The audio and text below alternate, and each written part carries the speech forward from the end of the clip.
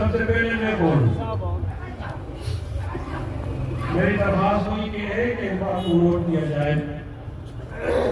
मैं इस कातिलाना और बुज़दिलाना हमले के बाद पहली बार मैं गुफ्तगू कर रहा हूँ। सबसे पहले ये बताना चाहता हूँ मैं कौन हूँ।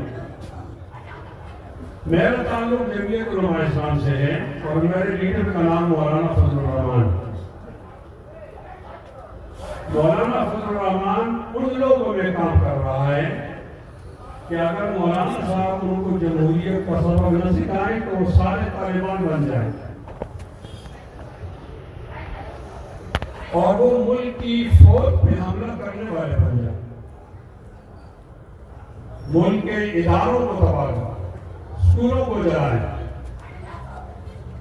मौलाना फजलुर रहमान साहब ने उनके हाथ से बंदूक लेकर उनके हाथ में कलम और किताब थमाई।